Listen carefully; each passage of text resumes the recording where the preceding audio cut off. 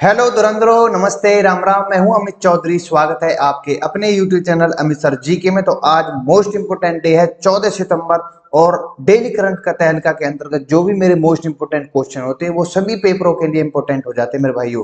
ठीक है, जैसे मैं आपको बताता हूं, जो भी बच्चा अभी भी फिलहाल करंटली जो एसएससी ग्रुप डी के जो पेपर चल रहे हैं उनके लिए भी ये पेपर, ये जो मेरी पिछली जो सारी क्लासेस चल रही हैं लगातार कंटिन्यू करंट अफेयर से रिलेटेड जो मैंने क्वेश्चन कराए हैं प्रॉपर तरीके से, उनकी पीडीएफ ऑन टेलीग्राम पर पड़ी हुई है। वहां से आप पीडीएफ को डाउनलोड करके याद कर सकते हो, प्रॉपर तरीके से तैयारी कर सकते हो। करंट अफेयर एक दो क्वेश्चन तो बिल्कुल 101% आ ही जाएगा। ठीक है, जैसे मैं आपको बताता हूँ, हर डेली सुबह छह बजे मेरी प्रातः सुबह 6 बजे क्लास आ जाती है।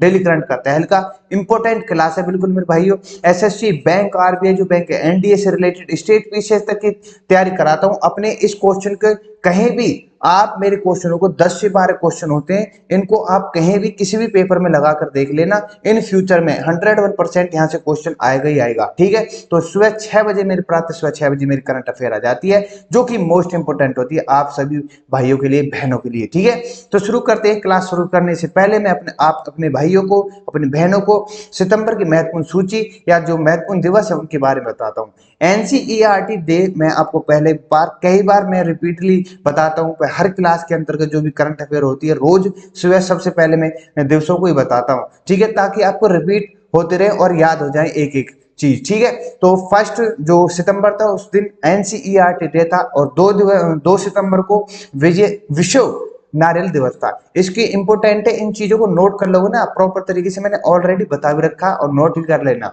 ठीक है, मतलब कि महीना गैल ये जैसे कि जो भी मंथ है उसमें महत्वपूर्ण जो दिवस होते हैं, इंपॉर्टेंट डेज होते हैं, उनको नोट कर लेना एक कॉपी में। ठीक है, इंपॉर्टेंट है, किसी प्रकार से पूछ सकता है।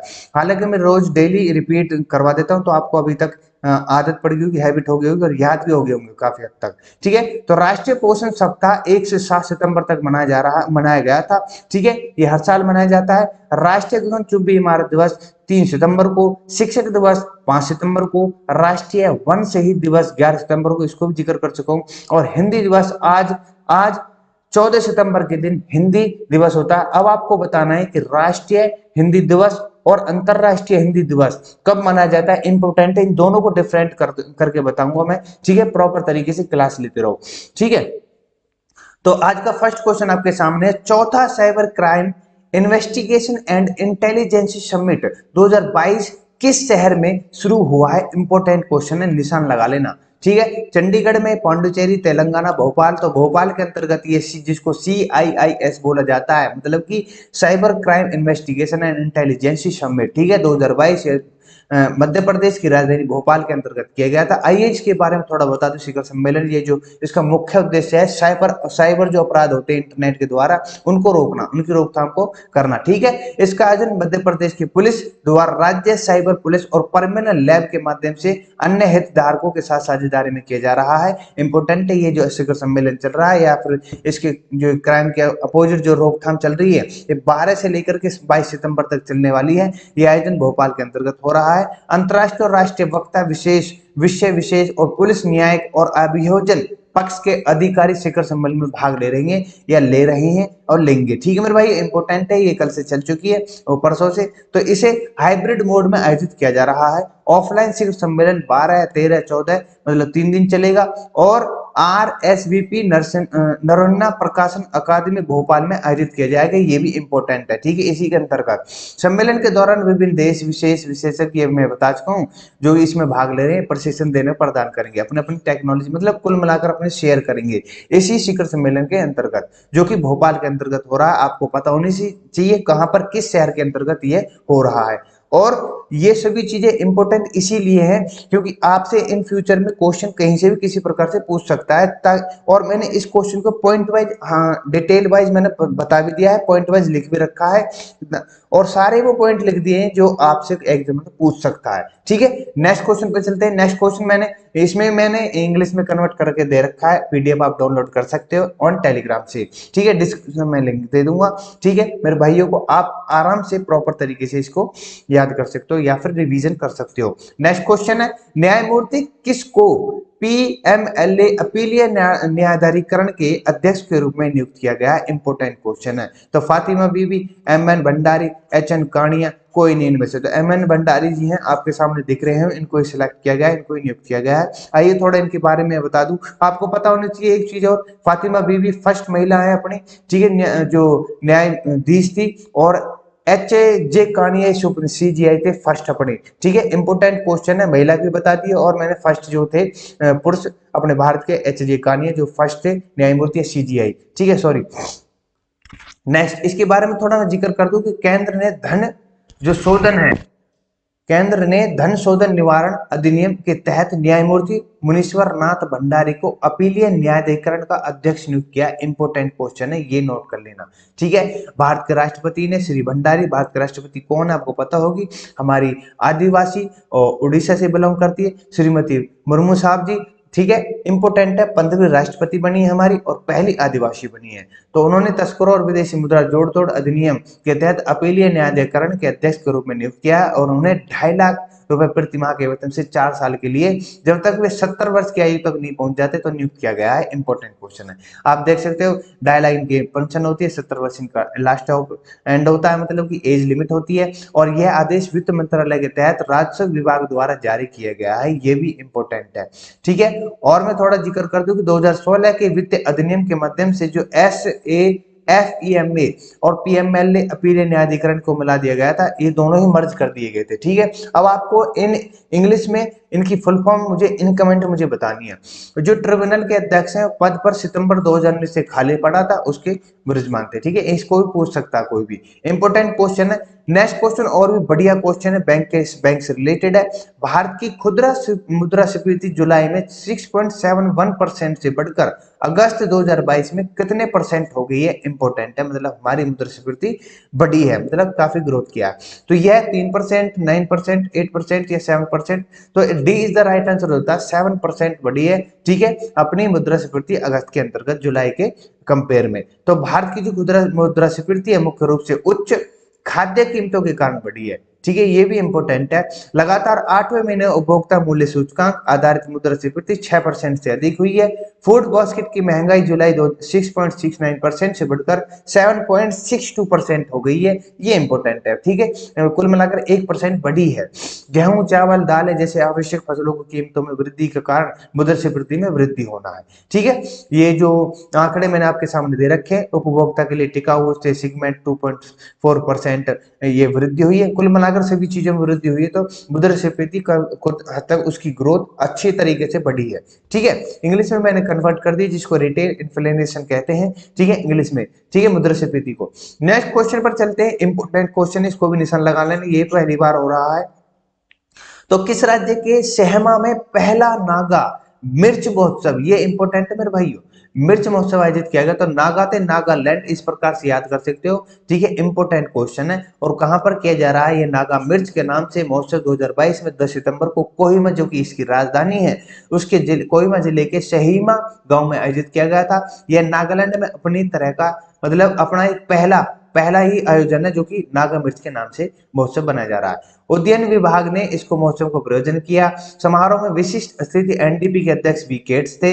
मिर्च महोत्सव का आयोजन इसके उत्पादन में, बिक्री बढ़ावा वही होता है। अब मैं बता दूं नागा मिर्च क्या है, कि इसे राजा मिर्चा के नाम से, किंग चिल्ली, भूत जोलकिया, घोस्ट के पेपर के नाम से जाना जाता है, ठीक है, डरमज्जा ना। नागा मिर्च चिकोविल हिट यूनिट्स पर आधारित दुनिया की सबसे तीखी मिर्च में से एक है, ठीक है, जो ये उत्सव मनाया जा रहा है।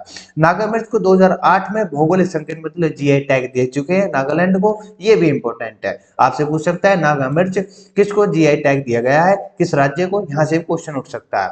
यह मुख्य रूप से नागालैंड, असम, मणिपुर और अरुणाचल प्रदेश में उगाया जाता है। इंपोर्टेंट क्वेश्चन है, ठीक है मेरे भाइयों, इंग्लिश में मैंने आपके सामने धैर्य दी है। नेक्स्ट क्वेश्चन है, कौन सा हब भारत में एक्सीडेंट रियलिटी प्रौद्योगिकी स्टार्टअप का समर्थन करने के लिए कार्यक्रम शुरू करेगा, ये इंपॉर्टेंट क्वेश्चन है मेरे भाइयों।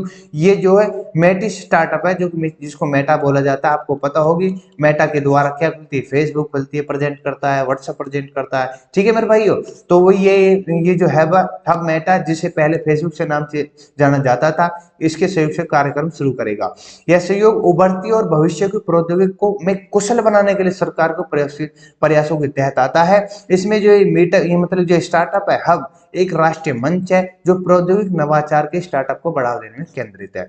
यह इलेक्ट्रॉनिक और सूचना प्रौद्योगिकी मंत्रालय की एक पहल है। ये भी इंपॉर्टेंट है, किसके द्वारा इसको आयोजित किया जा रहा है, कार्यक्रम को शुरू किया जा रहा है, ये भी इंपॉर्टेंट है मर्ज करके। सभी चीजें पॉइंट जो इंपॉर्टेंट है पॉइंट वो आपके सामने में रख देता हूँ। इस एक्सीडेंटल रियलिटी में ऐसा शब्द है जैसे कि augment reality, mixed reality, virtual reality, ये शब्द आ सकते हैं। या किससे रिलेटेड ये शब्द है ऐसे पूछ सकता है एग्जामिनर आपसे, ठीक है। तो इससे भी हो जाते हैं। मेटा, जिसको मेटा बोला, स्टार्टअप जिसको MEITY बोला जा रहा है, ठीक है मेरा मेटी।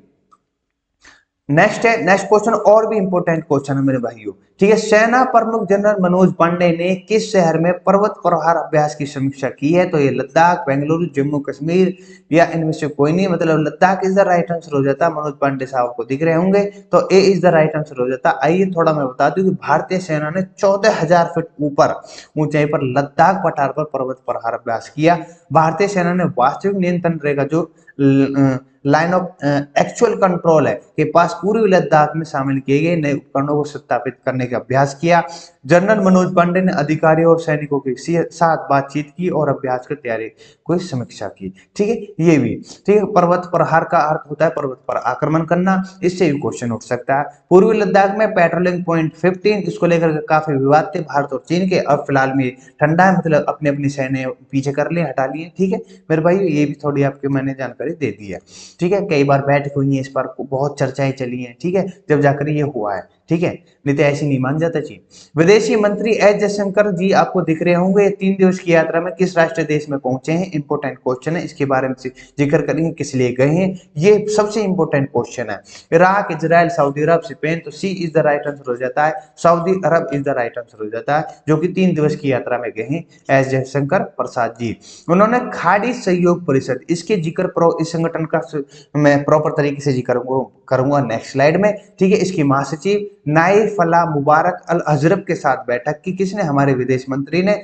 दोनों नेताओं के बीच भारत और खाड़ी सहयोग परिषद के बीच परामर्श के तंत्र पर एक समझौता ज्ञापन पर हस्ताक्षर किए। यह विदेश मंत्री के रूप में एस जयशंकर की सऊदी अरब की पहली यात्रा है, ये भी इंपॉर्टेंट है। उन्होंने भारत और सऊदी अरब के बीच संबंधों को मजबूत है, अपनी चर्चाएं, जो भी मामले होते हैं, मुद्दे होते हैं, उनको चर्चा करके सॉल्यूशन निकालना, ठीक है। भारत और खाड़ी सहयोग परिषद के बीच द्विपक्षीय व्यापार वित्त वर्ष में 2021 और 2020-21 में 87.35 बिलियन अमेरिकी डॉलर से बढ़कर 21-22 में 154.66 बिलियन अमेरिकी डॉलर हो गया है, ठीक है। ये इंपॉर्टेंट है, ठीक है मेरे भाइयों। तो इन्हीं चीजों को लेकर के आप चलो कि देश और विदेश में जो कनेक्ट है हमारा भारत, और किसने तगड़े कितने हाई लेवल पर व्यापार कर रहा है, ये मजबूती, ये चीजें और आसपास के पड़ोसी देशों में नहीं देख सकते आप, ठीक है मेरे भाइयों। किसी में भी नहीं होगी जितने अपने भारत की है, ठीक है। चाइना की तो बात ही अलग है। मुख्य रूप से तेल आयात में वृद्धि के कारण जी जो एस GCC है के साथ भारत के आर्थिक संबंध तेजी से बढ़े हैं, ये सभी चीजें इंपॉर्टेंट है। आइए खाड़ी सहयोग परिषद के बारे में बता दूं। यह एक क्षेत्रीय अंतर सरकारी राजनीतिक और आर्थिक संघ है। इसकी स्थापना 25 मई 1981 को हुई थी। इसका मुख्यालय सऊदी अरब में रियाद में स्थित है। इसके सदस्य बहरीन है, कुवैत है, ओमान है, कतर है, सऊदी अरब और संयुक्त अरब अमीरात है। तो ये सभी इसके अंतर्गत आते हैं, जो खाड़ी सहयोग परिषद के अंतर्गत है, ठीक है। 1 2 3 4 5 और छठा ये, ठीक है। तो 6 इसमें सदस्य हैं और इसको आयोजित करने प्रेजेंट करने गए हैं अपने भारत के 3 दिवस की यात्रा पर एस जयशंकर प्रसाद विदेश मंत्री हमारे। विश्व आत्मा हत्या रोकथाम दिवस कब मनाया गया? इंपोर्टेंट क्वेश्चन है, इसके आंकड़े देख करके आप चौंक जाओगे। तो 10 सितंबर को इस विश्व आत्मा हत्या रोकथाम दिवस मनाया गया था।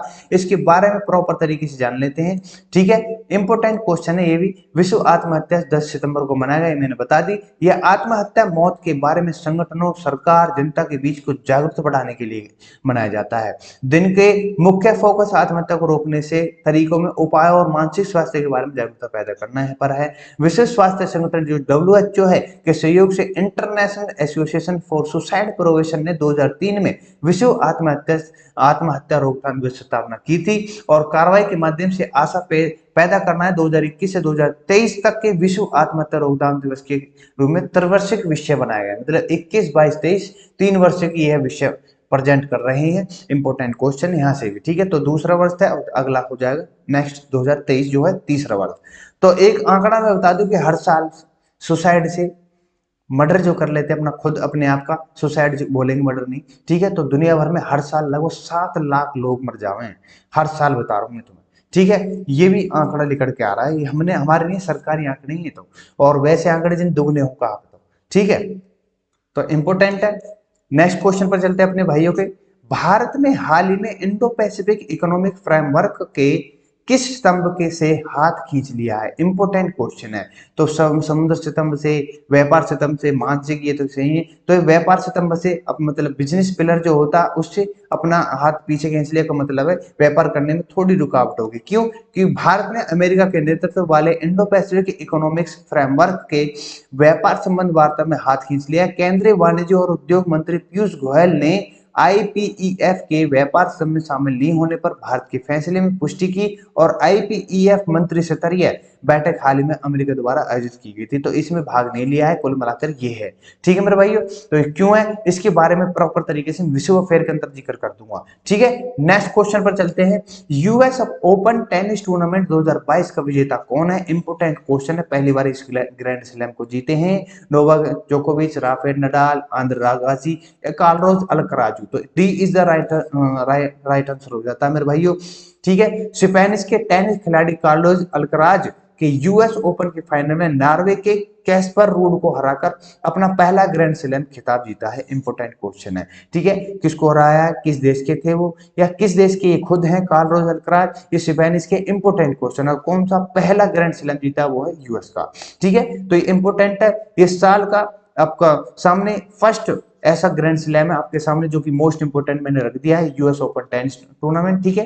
तो इंपोर्टेंट क्वेश्चन था ये भी, और सभी चीजें मैं प्रॉपर तरीके से जैसे बताता हूँ इन स्लाइड में, जैसे मैंने पहले भी क्वेश्चन के अंतर्गत बोला है आप सभी से कि किसी भी क्वेश्चन को लेकर के किसी भी स्लाइड के अंतर्गत कोई प्रॉब्लम आ रही है, न समझ रहे हो, तो आप मेरे से जुड़ सकते हो, ऑन टेलीग्राम से ही बात कर सकते हो, फेसबुक से बात कर सकते हो, या इंस्टाग्राम से। ये सभी लिंक मैंने डिस्क्रिप्शन में दे देता हूँ।